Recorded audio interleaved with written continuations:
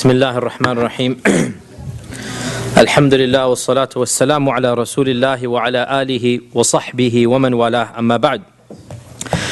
In our short class last Wednesday, we mentioned some of the tortures and some of the trials that the Sahaba had to undergo in the early Meccan phase. And today, inshaAllah ta'ala, we will continue from where we left off.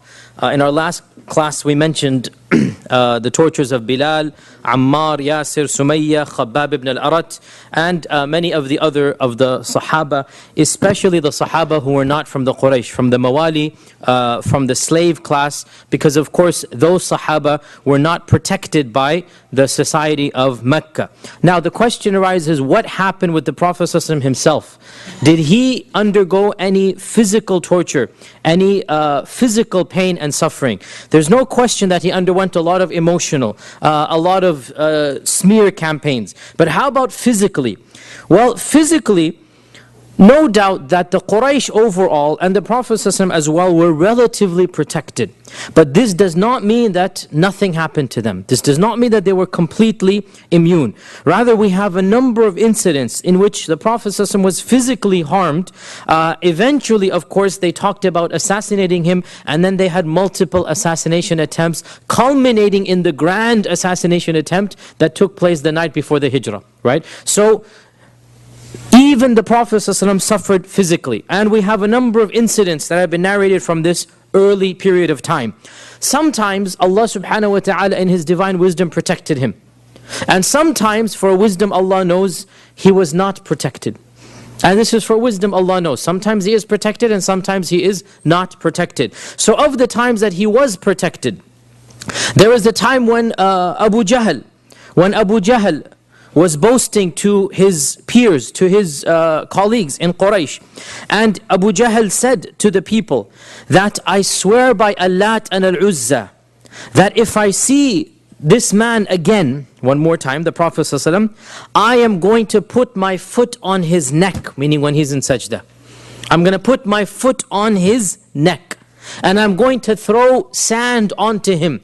Because the Prophet ﷺ was one of the few people who would pray in front of the Kaaba. Most of the Muslims would not pray in front of the Kaaba. Most of the Muslims would pray privately in their homes. But the Prophet ﷺ was one of those few who would pray publicly in front of the Kaaba. And they got irritated at this and they said, Abu Jahl said that the next time I see him, I swear by Allat and Al-Uzza that I am going to put my foot on his neck. And the Prophet ﷺ came that day, Abu Hurairah narrated, and he started praying. And when the Prophet ﷺ went into sajda, Abu Jahl came forward trying to or attempting to put his foot on the neck of the Prophet ﷺ. But before he got to him, the people around him saw that he turned backwards. He started walking backwards and he started pushing with his hands away, and they couldn't see what was happening. And when he returned back, they said, what happened? What happened to your threat? Why did you walk away? We saw you putting your hand out. And so Abu Jahl said that I saw between me and him a pit of fire. I saw between me and him a pit of fire, and there were wings hovering above that fire. When the Prophet ﷺ finished, he told the Muslims that this fire was brought by the angels. The wings were those of the angels. And had he taken one step closer, the angels would have shred him, basically to bits and shreds. They would have shredded him into bits. And because of this, Allah subhanahu wa ta'ala revealed the conclusion of Surah Iqra. The first 5 verses are the first verses of the Qur'an, and then Allah revealed the rest of the verses. كَلَّا إِنَّ الْإِنسَانَ لَيَطْغَى أَرَّآهُ اسْتَغْنَى إِنَّ إِلَى رَبِّكَ الرُّجْعَى أَرَأَيْتَ الَّذِي يَنْهَى عَبْدًا إِذَا صَلَّى. This is a reference here. Have you seen the one who tries to stop the slave when he worships? أَرَأَيْتَ إِنْ كَانَ عَلَى الْهُدَى وَأَمْرِ التَّقْوَى أَرَأَيْتَ إِنْ كَذَّبَ وَتَوَلَّى. And the meaning Abu Jahl. أَلَمْ يَعْلَمْ بِأَنَّ اللَّهَ يَرَى. Does he not know that Allah is watching him? كَلَّا لَإِن لَمْ يَنْتَهِ. If he doesn't stop doing this, if he doesn't stop coming close, كَإِلَّا لَمْ يَنْتَهِ لَنَسْفَعًا بِالنَّاصِيَةِ. We are going to grab him with strength from the nasiyah. This is the nasiyah. We're going to grab onto him. Now this is an expression in Arabic. For those of you who are have any interaction with camels on the farms, if you hold on to the forelock of a sheep, a goat, a cow, you are holding, the animal is in your control. Right? So this is a expression in Arabic which means he will be in our control completely. لَنَسْفَعًا بِالنَّاصِيَةِ نَاصِيَةٍ كَاذِبَةٍ خَاطِئَةٍ. This is a nasiyah, it's a head, it's a brain that is full of lies, and it is a wrong brain. خَاطِئَةٍ, it's completely deluded. فَلْيَدْعُ نَادِيَةٍ. Let him call whomever he wants. Nadia, this is an allusion to the Nadi of the Quraysh. What is the Nadi of the Quraysh? It's the parliament of the Quraysh. And he was sitting in the Nadi of the Quraysh when he said this threat. When he said this threat, he's sitting in the parliament, in the Nadi. And he says to the people in this Nadi, what is the parliament? The parliament is one area of the Kaaba, one area of the Haram. This was where they would sit. Abdul Muttalib would have his high chair over there. That was the Nadi. And so Allah says, فَلْيَدْعُ نَادِيَ. Let him call these people that he's boasting to. سَنَدْعُ الزَّبَانِيَ. We are going to call our helpers, and that means the special angels. كَلَّا لَا تُطِعْهُ. Don't worry about him. وَاسْجُدْ. You do your sajda. وَاقْتَرِبْ. Right? So if you understand the story, Surah Iqra comes completely into place here. That the Prophet ﷺ is doing sajda, and he is praying, and Abu Jahl is trying to stop him. And this is why Allah subhanahu wa ta'ala revealed in the Quran that أَرَأَيْتَ الَّذِي يَنْهَى عَبْدًا إِذَا صَلَّى كَلَّا لَا تُطِعْهُ وَاسْجُدْ وَاقْتَرِبْ. All of this is a reference to Abu Jahl. In this case, Abu Jahl was unsuccessful. Allah Azza wa Jal, in a wisdom known to him, wanted to protect the Prophet ﷺ this time.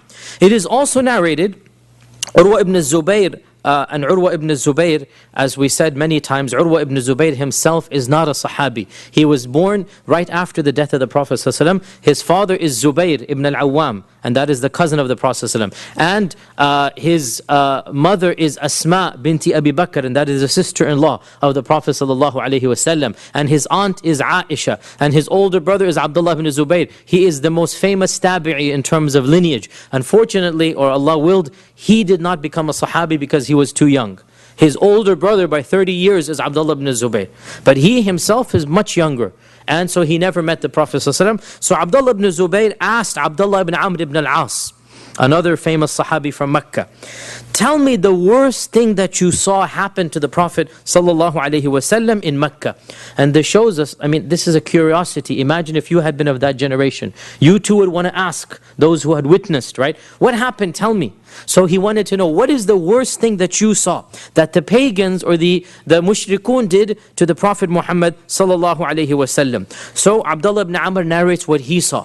And he says, once the Prophet ﷺ was praying next to the Kaaba, when Uqba ibn Abi Mu'ayt, he is one of those 4 or 5 who are considered to be the most dastardly, the most ignoble of the enemies of Islam. I have said multiple times that you can divide the enemies of Islam, the enemies of the Prophet ﷺ, into 2 very general categories. Of course, there's a fine line, and it's sometimes difficult to place some people in the middle, but clearly there are 2 extremes amongst the opponents. There were those who were somewhat of a noble character, and they never stooped to low tactics. Low tactics meaning like this one: I'm going to step on his foot, I'm going to throw sand on him.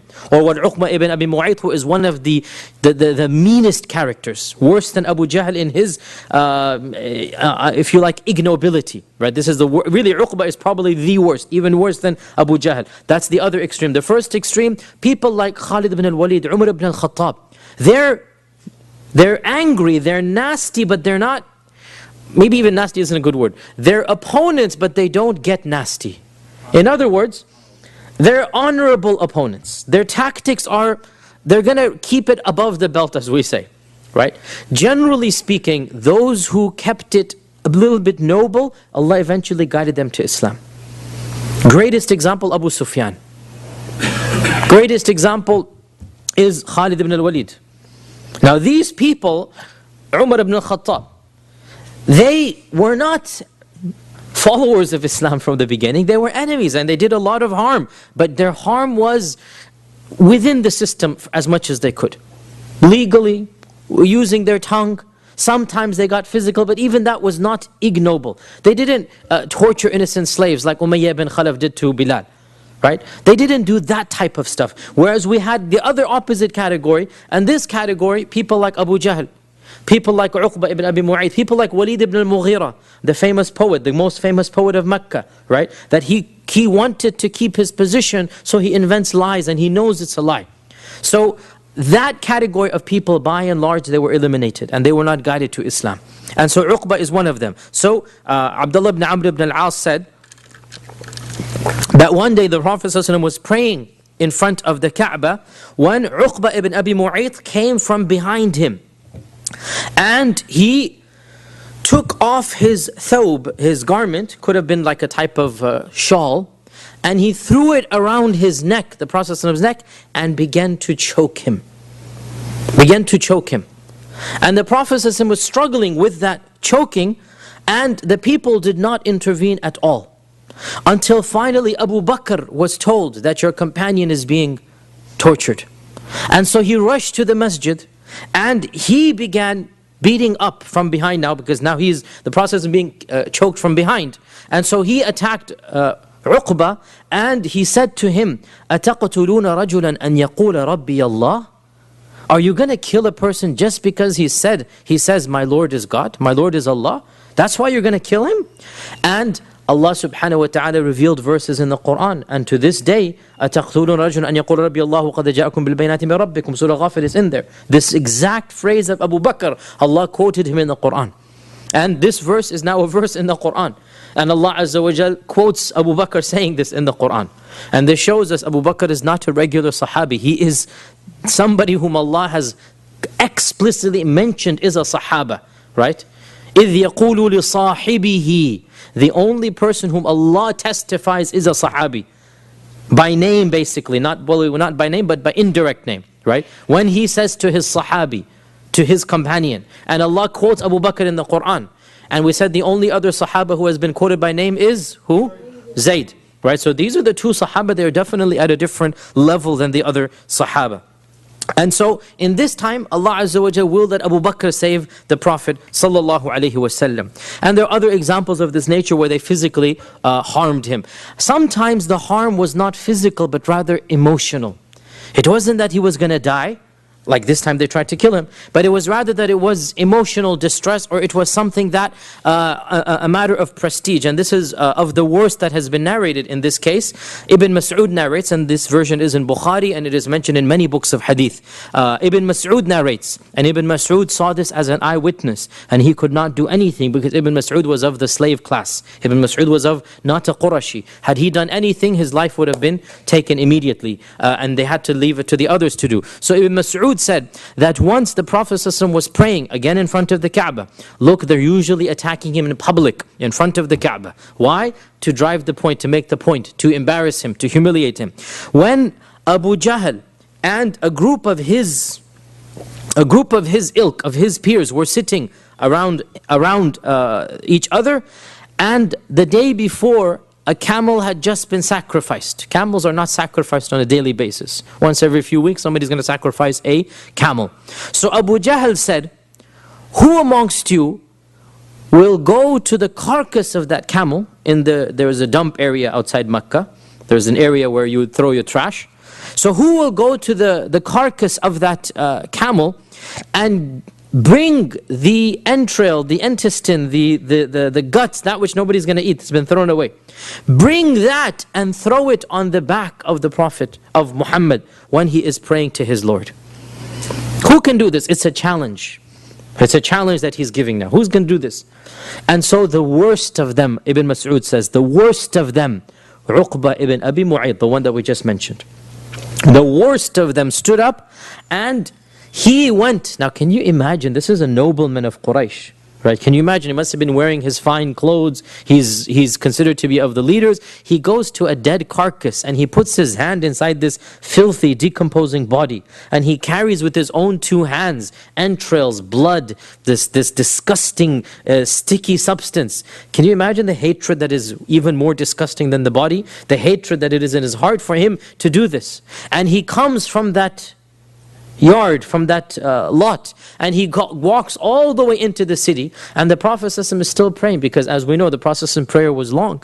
It's not like our prayer, 2 minutes and we're over. Literally, if you calculate it, some of his prayers would be 2-3 hours, sometimes minimum will be 10-15 minutes, right? This is the prayer of the Prophet ﷺ. So he waited for him to go into sajda. The Prophet ﷺ is unaware of what's happening behind him. And when he fell into sajda, then Uqba came and he dumped all of the stomach and the entrails and the intestine, it's a camel, it's not a trivial animal, you know, and he dumped it all onto the head of the Prophet ﷺ while he is in sajda. And all of it fell onto him, and the weight of it was so heavy that he could not lift himself up.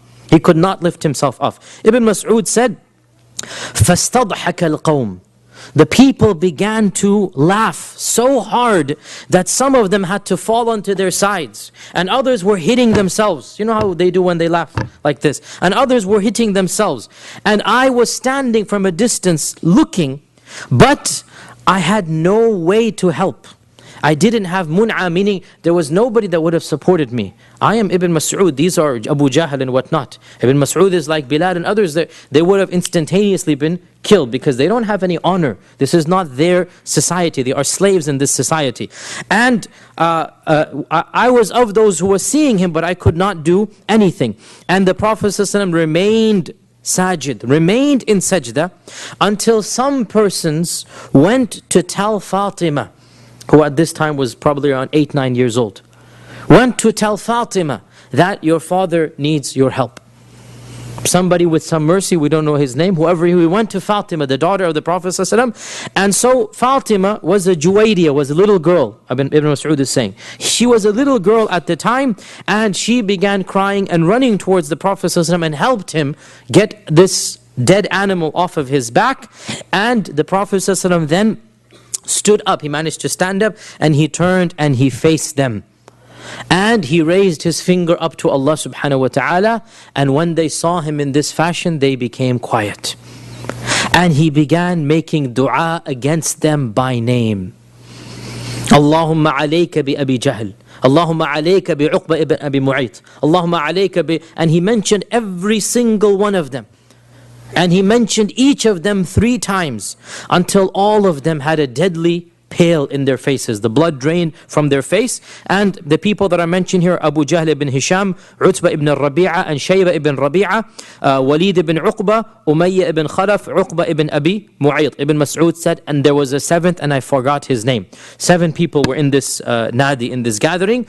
And then Ibn Mas'ud said, so I swear by the one who sent Muhammad with the truth, that I myself saw every one of these 7 dead in the battle of Badr. The first engagement, Allah took care of all of them. The first engagement that took place, every one of these 7, as I said, the enemies that didn't have any nobility, there's no point. Allah did not save them. They don't have any good in them. This shows you have no humility, completely callous. Your hearts are sealed. So every one of these 7, Ibn Mas'ud said, I swear by Allah, I saw with my own eyes. Every one of these 7, I saw them dead in the battle of Badr, and I saw their bodies dragged into the well and thrown into the well of Badr. And eventually, of course, the matters got worse than this, and talk began of assassination. It is narrated in Ibn Ishaq that once the news spread that they had planned to assassinate the Prophet ﷺ, and a neighbor told Fatima, that a lady neighbor told Fatima that, they're talking about assassinating your father. And Fatima ran home and told the Prophet ﷺ that they're planning to assassinate you. And the Prophet ﷺ said, fear not, Allah Azza wa Jalla will take care of me. Bring me water. And so she brought him water. He did wudu, he made dua to Allah subhanahu wa ta'ala, and he walked into the masjid. And this is towards the end of the Meccan era. So I'm making incidents together. This is not in the beginning. Towards the end of the Meccan era, because the assassination talk only began in the 8th, 9th, 10th year of the da'wah, right? We're still in the 4th, 5th year, but I'm just giving you some examples. So they said, we're going to assassinate him, and they had their weapons prepared. So he did wudu, and he walked into the masjid, and they had their arms, and they were ready to kill him. But not one of them could move. They all became paralyzed. They could not stand up. And the Prophet ﷺ took some sand and threw it at their faces while they're sitting and looking at him, and they were completely paralyzed. And he said, "Shahatil wujuh." May these faces be cursed. And in this riwayah as well, the Sahabi says, every one of these were of those who were killed in the battle of Badr. Every one of these were of those who were killed in the battle of Badr. And there are many more incidents as well. Again, we cannot mention every one of them because there's too many. But the point I'm trying to stress, the Prophet ﷺ himself was physically and emotionally tortured. Now the question arises, based on last week's halaqah and this week's, of all the torture, all the pain, all the suffering, a question should come to the mind of every one of us. We firmly believe that our Prophet Muhammad ﷺ is the best prophet, and all of the prophets are great prophets. We firmly believe that his followers were the best followers. We firmly believe that Allah loves the prophets and loves the followers of the prophets. So why then were they tested in this fashion and manner? What is the wisdom in such persecution, in such hardship? Why not just protect the believers and give them immediate victory and cause them to have the Medinan state in Mecca? Immediately, let the people believe. And in fact, it's not just in our religion. Even Jesus Christ, his followers were persecuted, and they suffered from the hands of the Romans, right? And the prophets before them, Moses and the followers of Moses, suffered at the hands of Pharaoh. Why did the prophets and their followers undergo so much suffering when they are on the side of Allah, they're on the side of God? What is the purpose of the greatest man on earth being tortured? Our Prophet Muhammad ﷺ, there's a dead carcass being thrown on him. Why? In response to this, there are many reasons, not just one. First and foremost, to remind them and through them to remind us that Allah did not create us to live a comfortable life in this world. There is a purpose for Allah creating us, and that purpose is the next world. Allah says that He is the one who has خَلَقَ الْمَوْتَ وَالْحَيَاةَ لِيَبْلُوَكُمْ أَيُّكُمْ أَحْسَنُ عَمَلًا. He has created life and death. Allah says, هُوَ الَّذِي أَضْحَكَ وَأَبْكَى. Allah is the one who causes you to laugh and causes you to cry. Every human being has good and bad things happen to him. Every human being laughs and cries. You have occasions where you're happy, you have occasions when you're sad. So Allah reminds them, and through them Allah reminds us that you are not created to just live and live in this world. You have something greater, and that is the next world. And therefore, of the wisdoms is to earn in whatever way possible. When I say earn here, of course, you don't earn paradise, but you earn Allah's mercy that will get you to paradise. You have to do something to gain that mercy from Allah. Paradise is too precious to be earned by a lifetime of good. No matter what you do, it's too much to be earned. But Allah will magnify the small that you do, and that will then give you Allah's blessings, and that will then give you paradise. And so it is the wisdom of Allah to test mankind, to see those who are pure and firmly believe in Him, and those who are worthy of being blessed in the akhirah, versus those who are not, and those who are not worthy of those blessings. Allah subhanahu wa ta'ala says in Surah Al-Ankabut, أَحَسِبَ النَّاسُ أَن يُتْرَكُوا أَن يَقُولُوا آمَنَّا وَهُمْ لَا يُفْتَنُونَ. Did mankind think that they would be left without being tested, without being tried?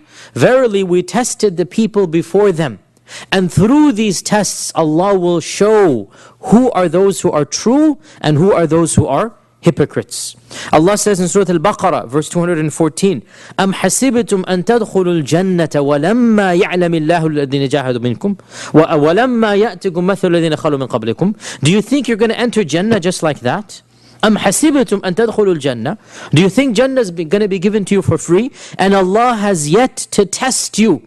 In another verse, and Allah has told you what has happened to the people before you. مَسَّتْهُمُ الْبَأْسَاءُ وَالضَّرَّاءُ وَزُلْزِلُوا حَتَّى يَقُولَ الرَّسُولُ وَالَّذِينَ آمَنُوا مَعَهُ مَتَى نَصْرُ اللَّهِ أَلَا إِنَّ نَصْرَ اللَّهِ قَرِيبٌ. They were shaken and they were afflicted with hardships and with poverty until they called out, when will the help of Allah come? Verily the help of Allah is indeed close. And I already mentioned in last week's halaqah, Khabbab ibn al-Arat, the one whose slave owner, that lady, Anmar, would take hot iron from the coals, from the furnace, and use it to torture him on his back. She would literally take this furnace, this coal, the iron that was in the furnace, and torture him with this. One day he came to the Prophet ﷺ, Khabbab ibn al-Arad, this one, and he said, Ya Rasulullah, ila mata? For how long? For how long are we going to be like this? You're the Prophet of Allah, aren't you? How long? For how long are we going to be tortured like this? Why don't you ask Allah to help us against these people? And so the Prophet ﷺ was sitting against the Kaaba with his back to the Kaaba. He came forward to show the importance. He came forward to show the importance of what he's going to say. And he said, indeed the people before you, they would be tortured worse than this. And they would have a comb of iron. One of them would have a comb of iron that would strip his flesh off of his bones. And another would have a saw or a knife cut himself in half so that he would be completely cleaved. And still that would not turn them away from the worship of Allah. Verily, I swear to you by the one who has sent me that Allah will perfect this religion. لَيُتِمَّنَّ اللَّهُ هَذَا الْأَمْرِ. Allah will perfect this matter. Until you will see a day in which a lady shepherd, a shepherdess, will take her flock from Hadramaut to Sana'a, very far away, 2 small villages or cities in Yemen. Right? Forget Mecca. From Hadramaut to Sana'a, she's going to take a flock of sheep, and she will only be scared of Allah and the wolf to eat her sheep. A Muslim lady will do this and she's not going to fear anything. Now, that's exactly what happened many times in history. The peace, the security in Muslim lands was so much. And the Prophet said, Allah is going to fulfill His promise. وَلَكِنَّكُمْ قَوْمٌ تَسْتَعْجِلُونَ. But you are those who are being hasty. Notice, the Prophet ﷺ had full faith. This religion will succeed. But there's going to be trials in the beginning. And you guys are being hasty about this. And subhanAllah, these punishments that the Prophet ﷺ described of iron combs and of being cleaved in half, this is exactly what happened to the early Christians at the hands of the Romans. Right? The Romans were a pagan nation until Constantine converted, as you know. Constantine in 321 or so, he converted and adopted Christianity. Until that time, Romans were a pagan nation and they persecuted the Christians. The Emperor Nero burnt the Christians. He used the Christians as light bulbs. Literally, he doused them with petrol and he used them as light bulbs in his city of Rome. They became the light bulbs for a few days because he got irritated at them for some reason. They were persecuted very severely. In some cases worse than the early Muslims. And so the Prophet is saying there were Muslims before you, because we believe these to have been Muslims at the time. There were Muslims before you who were persecuted worse than this. And they did not swerve away from the worship of Allah. Allah is going to give you victory, but you need to be patient. And therefore from this we learn, and this is of the wisdoms of why they have to undergo so much hardships, that the blessings of Allah are earned through trial and struggle. They don't just come. You need to earn them through whatever tests come your way. فَإِنَّ مَعَ الْعُسْرِ يُسْرًا إِنَّ مَعَ الْعُسْرِ يُسْرًا. With difficulty will come the ease. With the difficulty will come the ease. فَإِنَّ مَعَ الْعُسْرِ يُسْرًا إِنَّ مَعَ الْعُسْرِ يُسْرًا. The yusr will come with the usr. There must be the usr, the difficulty, and then there will be the ease. Even the prophets of Allah are not handed the blessings on a silver platter. They need to struggle to earn it. They need to struggle to show it. And in this is wisdom. Because a later person could come and say, if they didn't undergo these struggles, suppose, and we 1,400 years later are undergoing struggles, then we will say, subhanallah, they didn't have any struggles. They're the Prophet of God. They came and Allah gave them peace and security instantaneously. Because they suffered worse than us. automatically we realize they were better than us. This is human nature. And this leads us to the last point of some of the blessings here. The companions and even the Prophet in his own way, they, through these struggles, clearly demonstrated their superiority over us. Without any question, they demonstrated. Ra'y al-ayn, you see it in their struggles. It's not just speech of Allah that Allah is pleased with them, they are pleased with Him. It's not just the speech of the Prophet that my Sahaba are the best of all generations. You see it in what they do, in how they live their lives. And even amongst the Sahaba, not all of them are the same. Those who converted in Mecca have a higher degree than those who converted in Medina.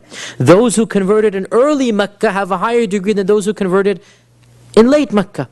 وَالسَّابِقُونَ الْأَوَّلُونَ مِنَ الْمُهَاجِرِينَ وَالْأَنصَارِ. The earliest who converted, سَابِقُونَ الْأَوَّلُونَ, they have a degree higher of the muhajirin. And then the ansar. So Allah gave them preference depending on their level of iman. And the last point is that so that we can have real examples, shining lights of guidance, such that when we face trial and tribulation, we can take comfort, we can find solace, we can find role models. And subhanAllah, there is no society that has undergone the type of persecution that the early Muslims of Mecca did. And therefore, every persecution that takes place, we can find some type of comfort when we look at what happened to the early Sahaba. Moving on to the next point in the seerah.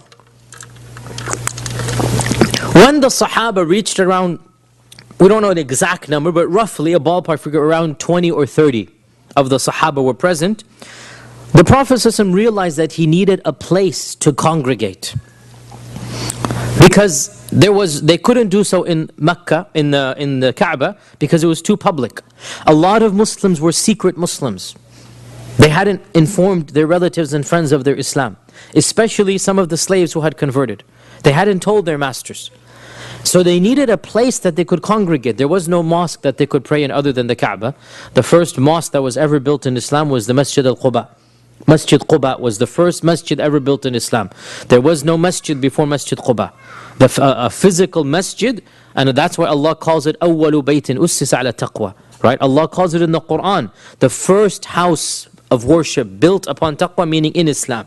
So there was no masjid in Mecca. The Kaaba at this time is a holy land, but there's idols around it. There's no sanctuary. So the Prophet ﷺ decided to choose the house of, as you all know, Al-Arqam ibn Abil Arqam. And his name is probably Al-Asad ibn Abdul Uzza. Al-Arqam ibn Abil Arqam is his title, his common name. Al-Arqam ibn Abil Arqam. And so Darul Arqam became the place where the Sahaba would meet. When did this happen? We don't have any year, but probably around, we would estimate around the middle of the 3rd or the beginning of the 4th year. In other words, as soon as the da'wah went public, within a few months after that. Remember, the da'wah went public after 3 years, right? After 3 years, the da'wah went public. Before 3 years, there is no public da'wah, so we don't have people converting that much. After 3 years, when the da'wah becomes public, all of this persecution begins. The Prophet ﷺ needs a place, so he chooses the house of Al-Arqam. Now, question. Why the house of Al-Arqam? What is the wisdom behind choosing the house of Al-Arqam? The books of Seerah do not mention this, so we need to study who is this person Al-Arqam, where his house was, and then we try to derive some benefit. Al-Arqam, point number 1. He was from the noblemen of the Quraysh, but he was not from the tribe of Banu Hashim. He was from the tribe of Banu Makhzum. Who can tell me who is the most famous person from Banu Makhzum? Abu Jahl is from Banu Makhzum. So, by choosing somebody from the Banu Makhzum, automatically, nobody is going to suspect that a Makhzumi is going to help a Hashimi. Because there's huge rivalry between them. Right? So the Prophet ﷺ is choosing somebody from a tribe that is a rival tribe. Now Islam is more important to Muslims than Makhzum and Hashim, right? But the Jahili Arabs cannot look beyond their tribalism, their Jahiliyyah. So the Prophet ﷺ, number 1, he chooses somebody from the Makhzum. So it's not going to be suspicious. Number 2, Al-Arqam was of the first people to accept Islam, they say he was of the first 10. So clearly then he could be completely trusted, because this is a secret place in Mecca. Nobody's supposed to know about it. So you need somebody that you can trust your life with. And so he chooses somebody who is of the earliest converts, and they know him inside out. So he's of the first 10 converts to Islam. Number 3, according to one report, Al-Arqam had inherited this property from his father. He was a young man, probably in his late teens, maybe even 18, 19 years old. And so once again, this is added to the disguise that you wouldn't expect an 18-year-old kid to be such a brave. Of course, 18-year-old for them was a young man. For us, they're considered kids still, but for that age, he was a young man. Nobody would think that an 18-year-old would risk everything to help the Prophet Muhammad sallallahu alaihi wasallam. Point number 4. According to another report, Al-Arqam had not announced his Islam. He had kept it secret. And so yet another added, if you like, cover of secrecy, that nobody would know that Al-Arqam would be helping because they don't expect him to be a Muslim. Point number 5, the house of Al-Arqam was located behind the mountain of Safa. Now, the mountain of Safa, you all know where it is. Is that in the center of Mecca or is it outside of Mecca? The center of Mecca. So, why would you want a secret meeting place in downtown? One would imagine you would want a secret meeting place on the outskirts where nobody would see you, right? Why would you want a secret meeting place smack dab in the middle of downtown Mecca, which is behind Mount Safa? Who can figure this one out?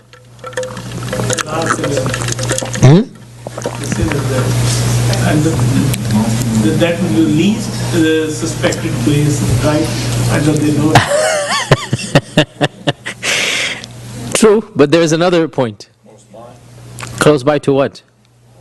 The Kaaba. So how will that help them? Abu Jahl's home was, I think it was behind where the mentioned. It's easier to maintain secrecy because they all live nearby. Okay, but there's still a much more, that's true, but there's still a much more clearer point. They can monitor maybe the... They can monitor the Quraysh. You're not going to be able to eavesdrop from inside the house, but maybe a point. Imagine if 40 people are walking towards a small house outside of Mecca. Yeah. Traffic. Everybody has to go to downtown. Every day. Mecca, everybody has to go there. Every day. That's what you do in the afternoon. When all of the chores are done, you go and you sit in the nadi or around the Kaaba. That's what you do for socialization. So getting to that area, walking to and fro, is the most natural thing in the world. And so, as Dr. Saab said, is basically right under their noses. That they're walking to a house that is smack in the middle of downtown because it's a stone's throw away from the Kaaba. You literally are attached to basically the area of the Haram, right? And so, right before they get the Haram, they go into an alley and there's the house right there. And so when they walk out, it's as if people are going to think they're coming from the Haram. Or they're walking to the Haram. So it's a location or an area that it would be very easy to explain why you're going in that direction and coming back from that direction. And why there's so many people coming and going basically around the Kaaba, because they would do that every day anyway. And in fact, they would probably, we don't know this for sure, but we could assume they would probably make sure they even went to the Haram after they went out of the house and then come back, so that they actually were physically in the Haram as well for a while. And so no suspicions are raised, right?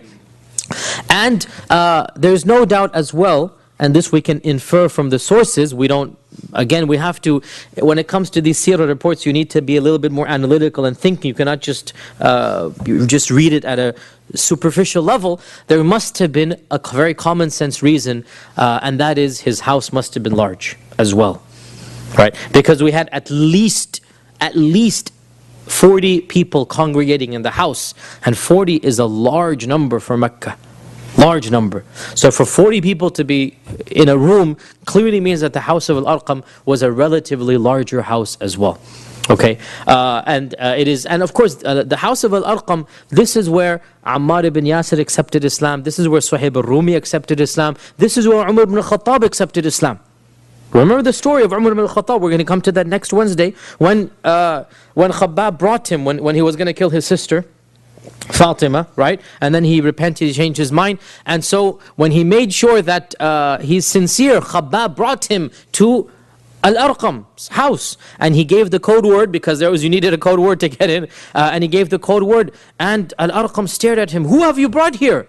How could you bring Umar ibn al-Khattab? I mean, have you lost your mind? Right?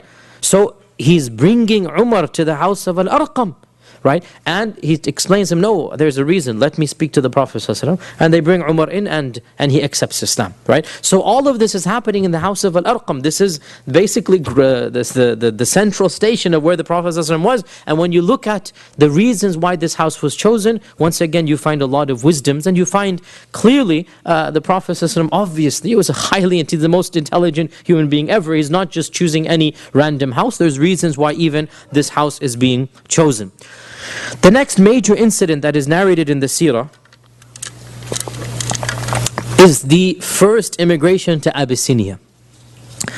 The first immigration to Abyssinia. When these tactics of open intimidation, of humiliation, of torture continued, the Prophet ﷺ eventually suggested to the Sahaba that this land has become too constricted for you. Why don't you emigrate? For those of you who want to, why don't you emigrate to the neighboring land of Abyssinia? For there is a Christian king there who is a just king, and he shall allow you to worship without interfering in your worship. And this announcement was made in Rajab, in the 5th year of the da'wah. So, the 3rd year of the da'wah, he goes public.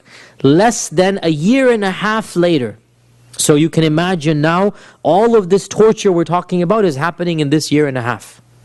All of this hardship is happening in this year and a half. It gets so difficult in Rajab of the 5th year of the da'wah.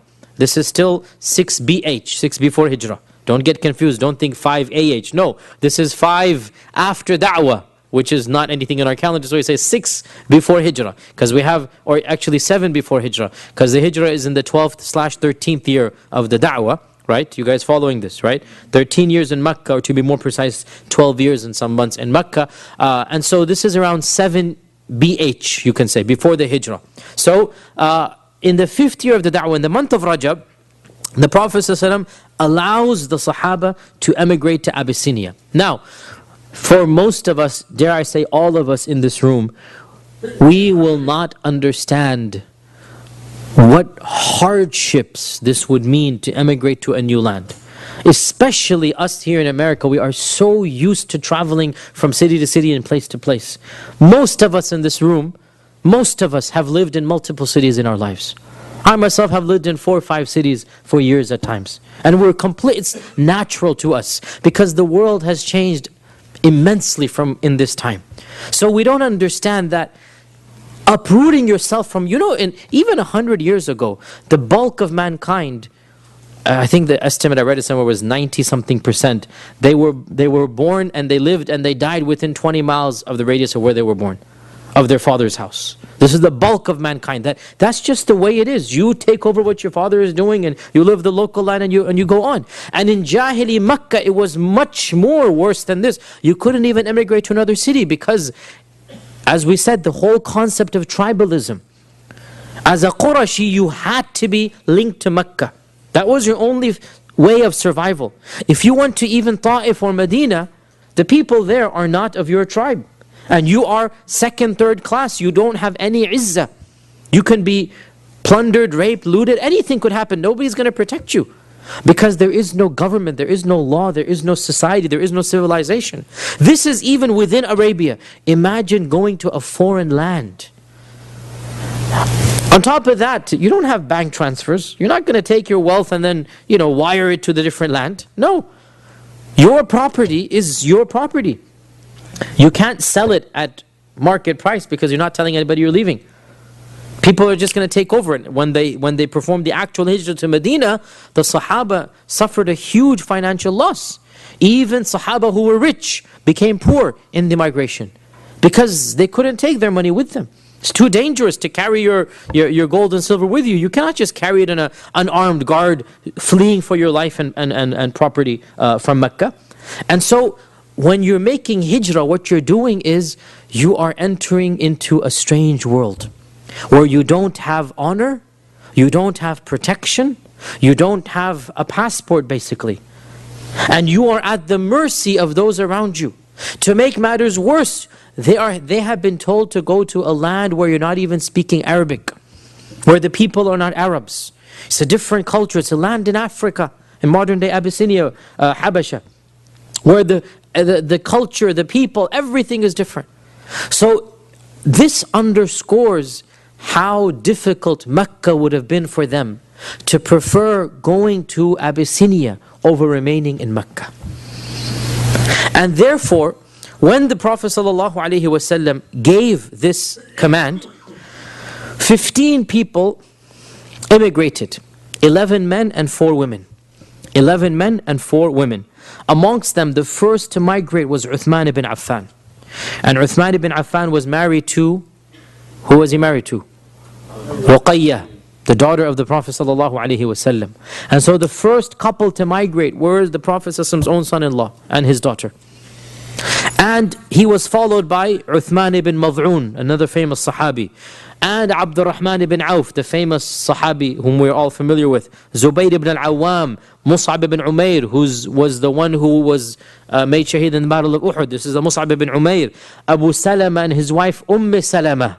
Right? Abu Salama would be the first Sahabi to die in Abyssinia, and Salama would be left all alone without any support. She's cut off from her relatives in Mecca, and now her husband has died in a strange and foreign land, and she was under a lot of trauma. It was a complete stress for her that she is literally cut off. And so out of mercy to her, the Prophet ﷺ sent a proposal to Salama. We're going to talk about that later on.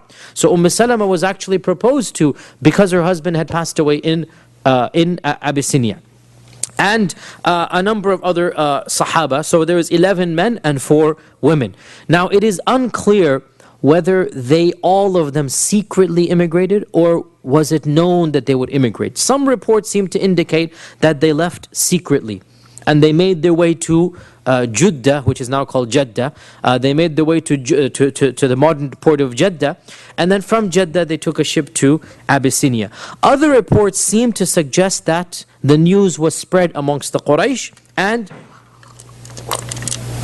if this is true, then there's nothing strange about that. Because imagine, at this point in time, the Quraysh are not expecting them to immigrate. And if the news has spread that they're immigrating, because the Quraysh have not, there's no reason why they would have stopped them at this stage. Later on they will. But if the news was public, it's not impossible. It could also be the case that it was made public. And there is one report in At-Tabarani's Al-Mu'jam, which is one of the books of hadith, that seems to suggest that the news was made public. And it is an interesting story because it involves Umar ibn al-Khattab, and it shows a side of him that we're going to see later on.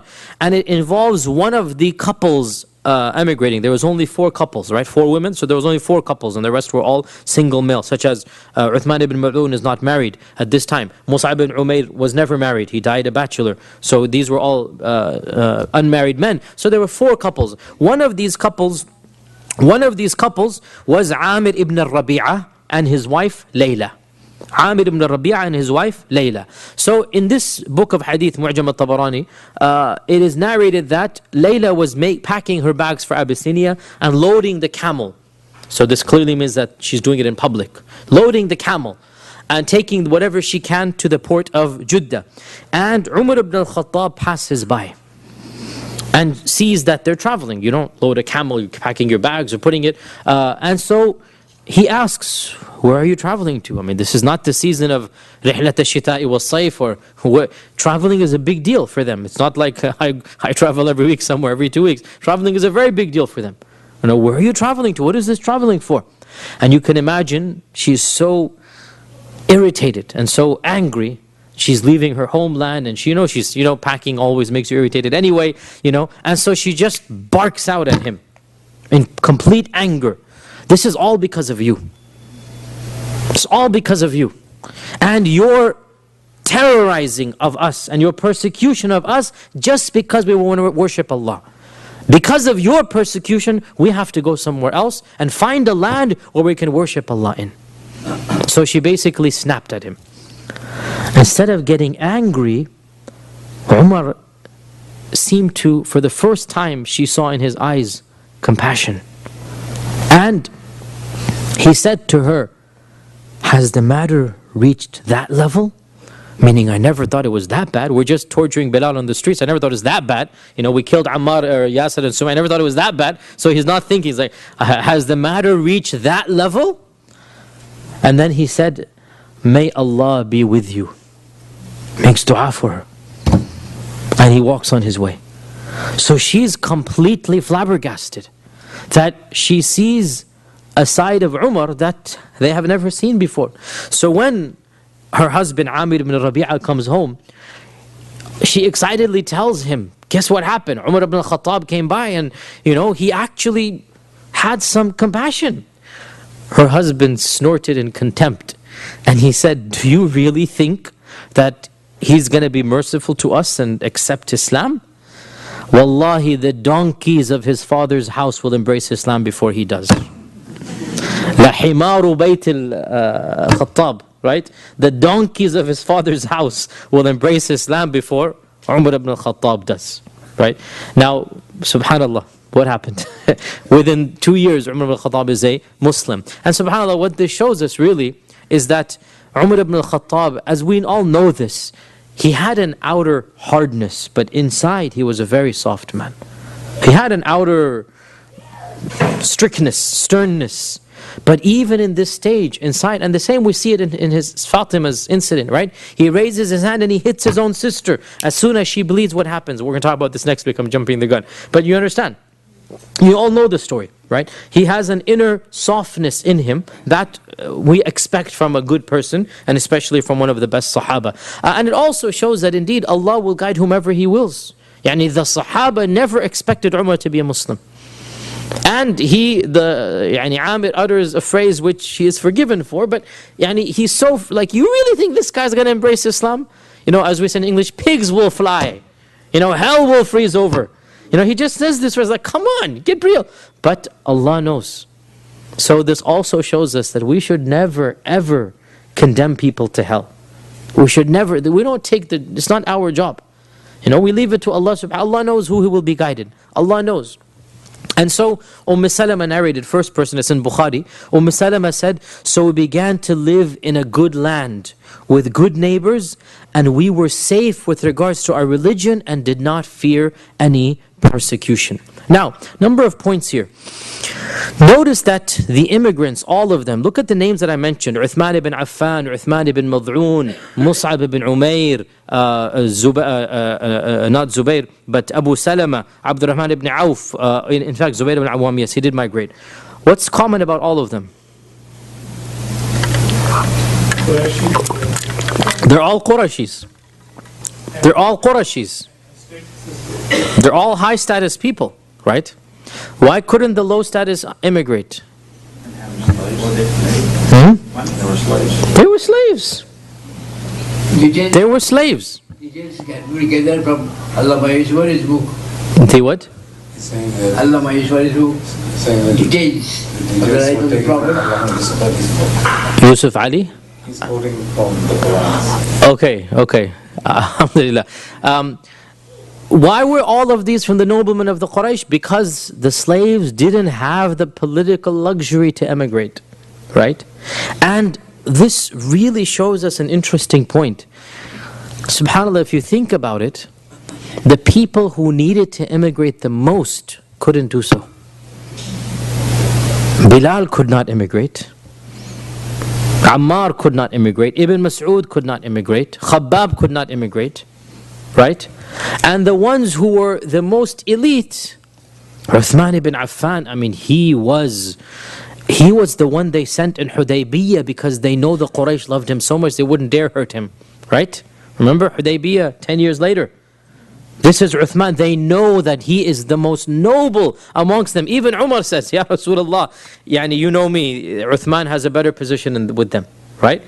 So the elite of the Quraysh who are Muslim emigrate.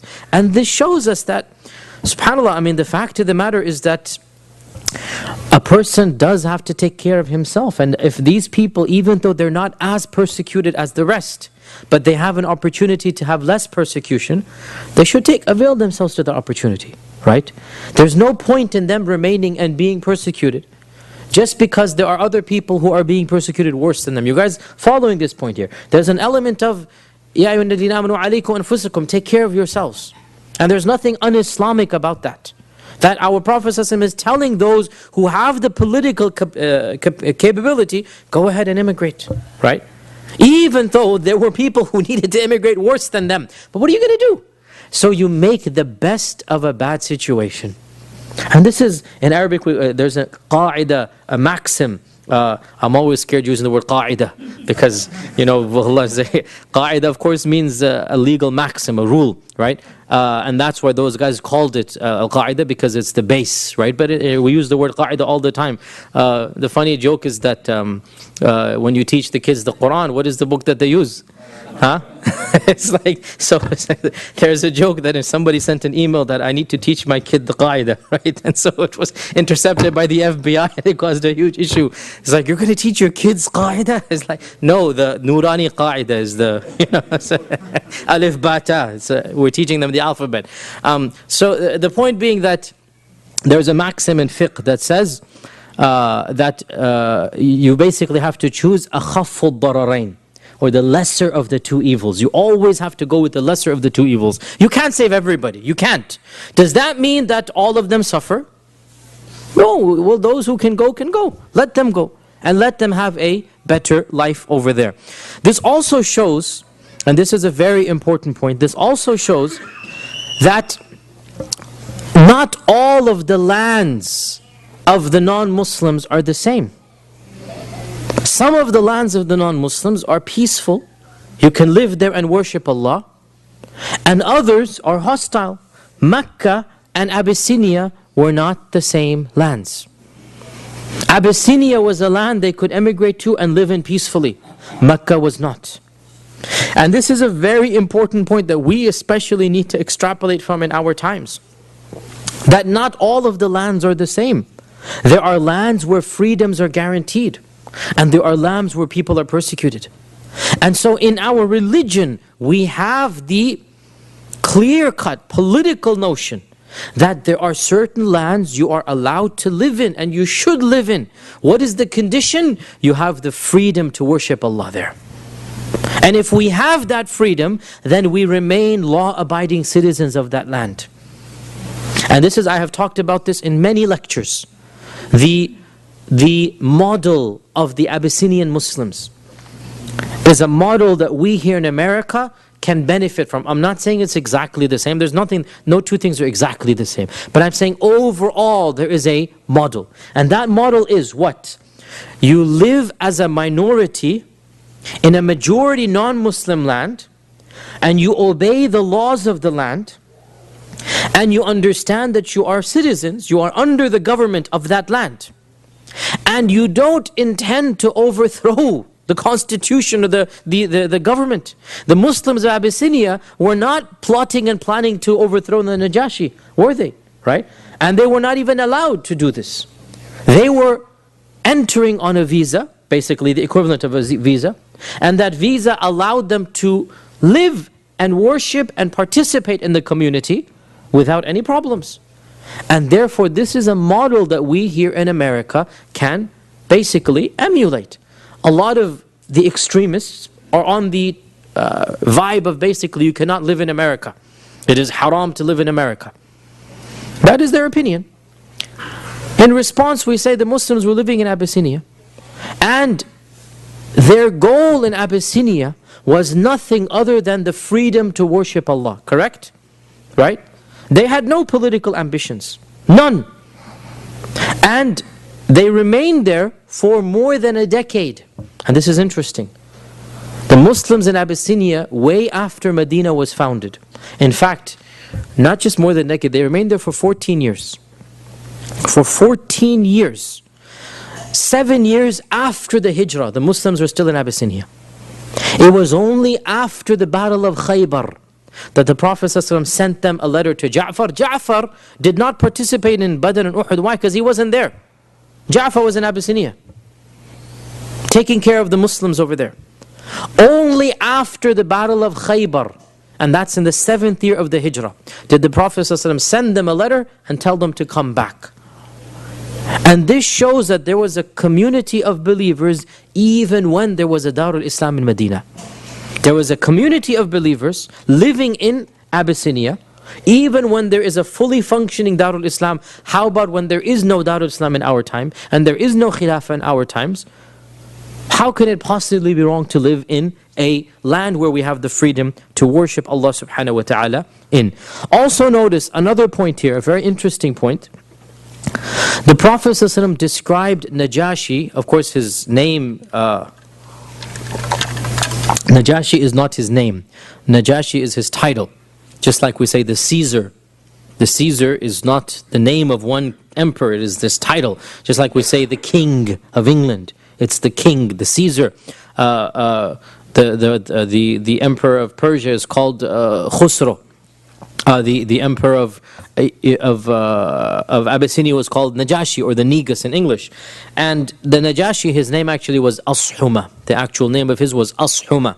The Najashi was a Christian king, and the Prophet ﷺ said, this is interesting, he is a just king. Why is he a just king?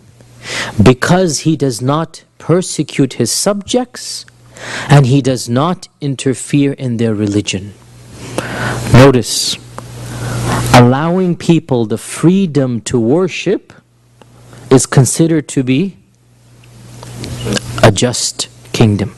Now, there are some narrow-minded Muslims amongst us who think that an Islamic state is a utopic Islamic state would be one in which all freedoms are banned of religion. You have to be a Muslim, and if you're not Muslim, then you have 1,000,001 restrictions on you.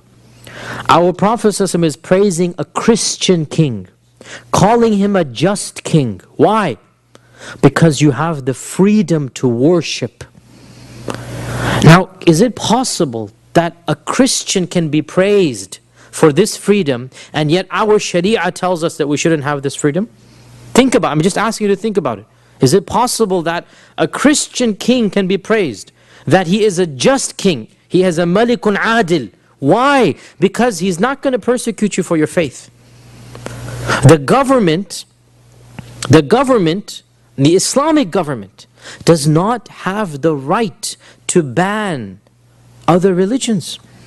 We're talking about an ideal Islamic government, if it even exists, and of course it doesn't exist. I'm talking about this utopic government that some of our more narrow-minded, overzealous youngsters especially daydream about. It's not a real vision. And historically speaking, we have always had non-Muslim minorities living in Muslim lands. Always. If that were not the case, 10% of Egypt is still Coptic Christian. 10%. I mean, do you think that for 14 centuries they have this freedom? And it is un-Islamic to infringe on those freedoms. Now, no doubt that the laws were slightly different. There's no question about that. But in essence, the government cannot ban a religion. It cannot, and scholars have differed. Does this apply only to Judaism and Christianity, or other religions as well? And the correct opinion is it applies to any religion. What is the evidence for this? When the Muslims conquered Persia, the Prophet ﷺ only said Jews and Christians. It's true. He said that. When the Muslims conquered Persia, the Persians were of what religion? Zoroastrians, Parsis, Zoroastrians, Majus, right? And so they by unanimous consensus, and the Majus are fire worshippers, they are not Ahl Kitab, right?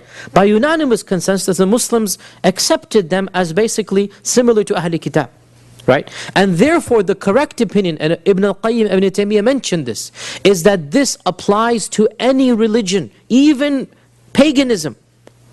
And this is of course the Muslims of India, the Mughals of India, they follow this position, right? That even if you're a pagan, doesn't matter. We're not gonna ban the religion. No doubt there are different laws. Nobody's saying that. You know, you cannot proselytize. Clearly, yes, you cannot proselytize to your faith.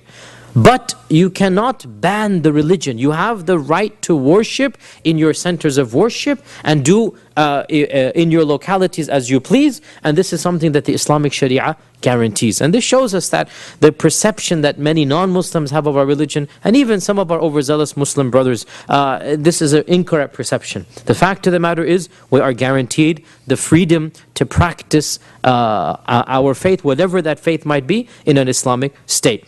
And the last point that we'll mention, the wisdoms of why Abyssinia was chosen. We already mentioned the number one wisdom. In the process I mentioned it. The number one wisdom is a just king. It allows you the freedom of worship. Number two, Abyssinia was familiar to the Quraysh and to the Muslims because Abyssinia, they had some trade agreements. They would go and buy and purchase there. And so they had some type of contact. It's not as if he said, go to China. They have some type of contact. Number three, it's easy passage. You go to Jeddah, which is literally a day and a half walk, not too far, right? And then in the relative scale of things, it's neighboring cities, right? And then from Jeddah, you take a ship to Abyssinia, and that ship is 5, 6, 7 hours. Again, so basically within 2 days, you could be in Abyssinia. It's a very short distance. It's not a far away distance. It's much closer than even Yemen or Rome or any other place. It's a very close place. Number four, that they are Christians, they're not pagans. And Christians are very close to us. In fact, Allah says in the Quran, لَتَجِدَنَّ أَشَدَّ النَّاسِ عَدَاوَةً لِلَّذِينَ آمَنُوا Who? أَشَدَّ النَّاسِ عَدَاوَةً Who are they? الْيَهُودَ وَالَّذِينَ أَشْرَكُوا وَلَتَجِدَنَّ أَقْرَبَهُم You're going to find the closest of the people. مَوَدَّةً Love to the Muslims, right? The ones who have the most love for the Muslims. الَّذِينَ قَالُوا إِنَّا نَصَارَى Those who say we are the Christians, the followers of Jesus Christ, right? And so generally speaking, Christians have been more tolerant and open-minded than many of the other religions. And that is why this king of Abyssinia, it is also said, by the way, and this is we're never going to find out for sure, but there is a theory there that this king, he followed a version of Christianity that was not the common version of Christianity. Pause here for a second. When Christians, this is a very interesting tangent, but we don't have time, I only have 3 minutes left, so I'm going to really summarize this. When Jesus Christ was raised up, we don't believe he died, as on the cross says, when he was raised up, his followers and the people around him were immersed in a huge confusion. What happened to him? Where is he? And within a generation, the question came, who is he? What was he? And so one group, and these were the real disciples of Jesus Christ, like Barnabas and others, they believed, as we believe, that Jesus Christ was a prophet, a Messiah, that he was a noble person, that he obeyed the law, he was a follower of the law of Musa. Another person came along by the name of Paul, as you know, and Paul had never met Jesus Christ. He pretends, he claims to have met him. We think this is a lie, but he says he met him. And Paul begins teaching a version of Christianity, which is a completely different version. That you have to believe in the death and the resurrection of Jesus Christ. And most importantly, you have to believe that Jesus Christ came to abrogate the law. You don't have to follow the law. That's why the Christians don't have a sharia. They don't have a law. The Jews do have the halakha and the kosher. They circumcise themselves, right? The Christians, for them, these version of Christians, they have no law, even though Jesus Christ never ate pork and Jesus Christ was circumcised and Jesus Christ lived the life of a Jew. But modern day Christians ignore this and they say, well, Paul says that he has basically abrogated the law. And this controversy continued for 300 years.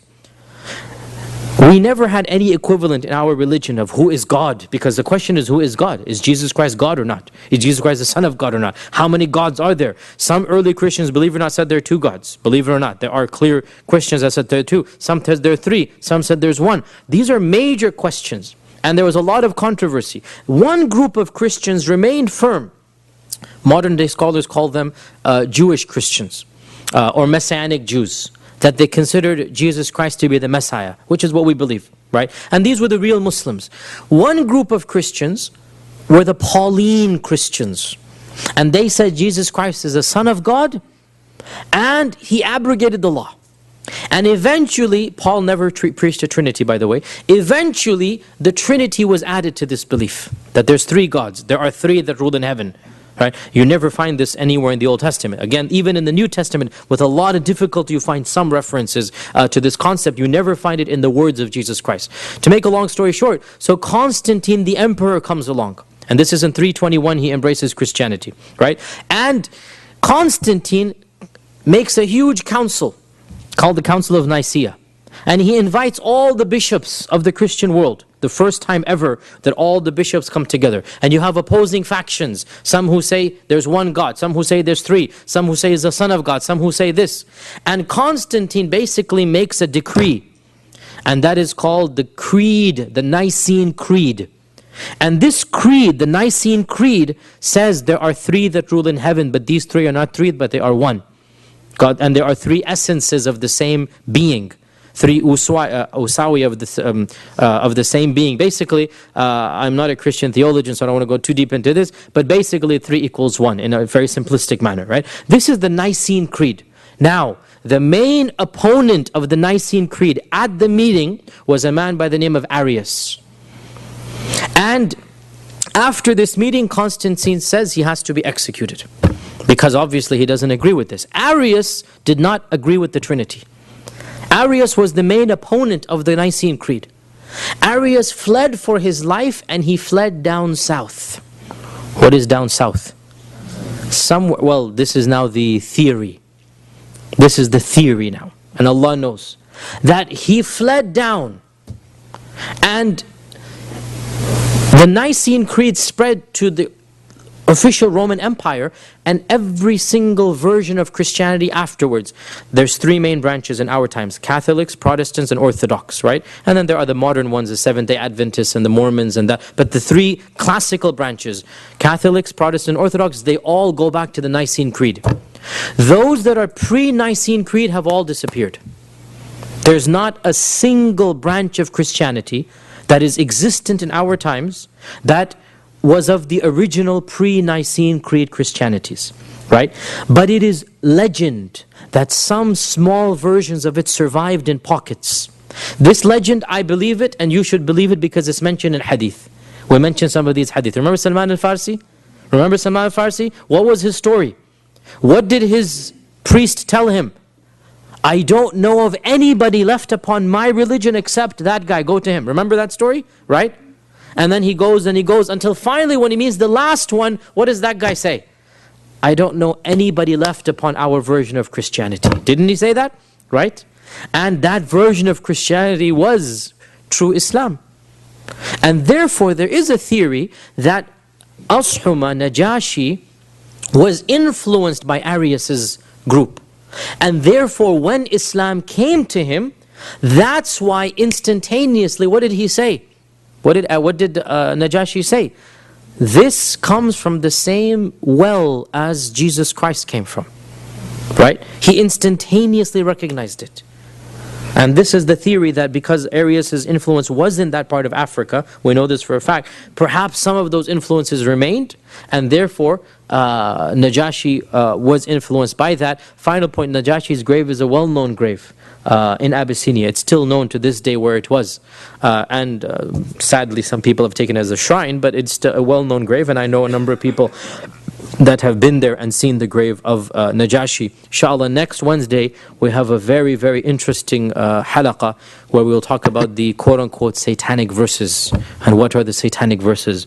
And so that is, inshallah, a very interesting halaqah. So make sure you come prepared with paper and pen because that's going to be very academic as well. Unfortunately, we don't have time for Q&A.